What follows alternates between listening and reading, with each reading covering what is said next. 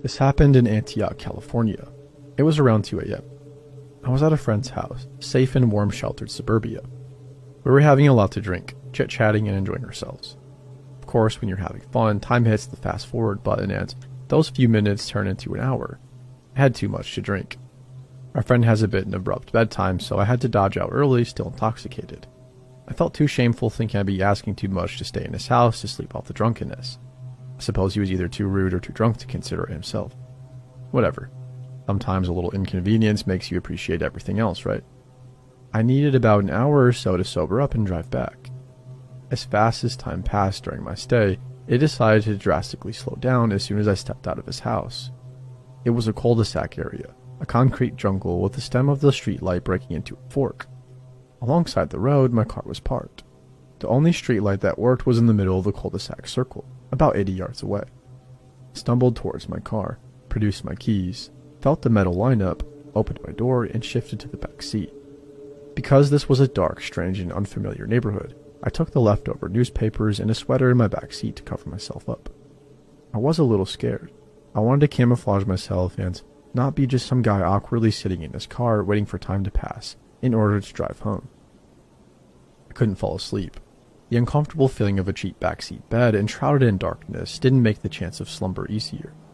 It felt too ominous. And of course, my mind began to wander. I thought of worst-case scenarios. Like how the police would shine their lights on me through the window or a drunk driver hitting my car, and... wait. In the distance, about 100 yards away, I could hear footsteps approaching. The gravel scuffed with each step forward, growing in proximity but periodically taking stops. I wondered why until it made sense in my mind. Whoever it was probably looking through cars carefully, with the intent to steal one. I couldn't recall how many cars were on the block, but I counted 3 full stops until he was at my window breathing. I froze. There was no more than 1 foot between us now. The car encapsulated me as I lay hidden beneath backseat clutter, forming myself into an object, trying my hardest to be unnoticeable, unmoving and simply not there. "I see you," said a 40-plus-year-old man in a perverse baby talk. Imagine when you were playing hide and seek and one of your friends tricks you into coming out. He said it in that tone of voice, as if baiting me, like he was questioning whether the clutter in the back seat was just clutter or a person. I didn't want to move or check the window. I remained cluttered. Give me an Academy Award. My body reacted by minimizing my breathing so much that I felt paralyzed. I dare not look, my eyes fixated on the back of the passenger seat. I didn't blink, I didn't move, and I didn't breathe really. My heart was pounding so hard it shook my body with each throb. He circled around the car. My ears didn't fail me. I heard the steps.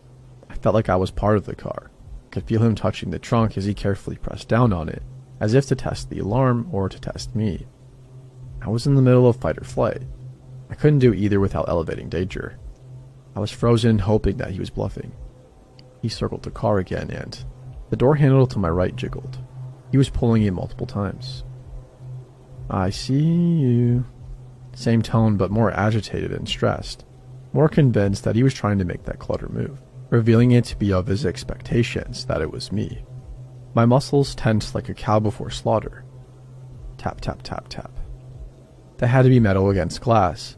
Take a penny right now and tap your window. A crowbar, a knife, a rock, a gun. My eyes fixated on the seat in front of me, never averting my gaze like he was. I was covered enough to where I couldn't see beyond the seat in front of me. I know I couldn't see him, but I could feel his eyes resting on top of me. "My name is Pokerface. What's your name?" The voice changed in a lower, demented, and serious tone. My mind forced a visual. It wasn't anything human. I already accepted my death. I was ready to be shot in the head, ready to take a life-changing bullet and have multiple knife wounds. Just make this sleep bearable, not excruciating, as you drain me out of life. I wouldn't know how to react. My thoughts grew dimmer. I imagined my friend waking up the next morning after a calm night of safe and sound sleep, only to discover my mutilated, defiled, and bloodied body hanging outside my car door. It was then that I heard nothing but my own heart. What was this person doing now? Just staring at me in the middle of the night? Talking to me, or a messy pile in the back seat? Time froze. The footsteps were being swallowed in the distance. Thankfully, he left. I waited another hour until the sun showed hints of itself. I jumped in my front seat and bolted out of there, wide-eyed and sober enough.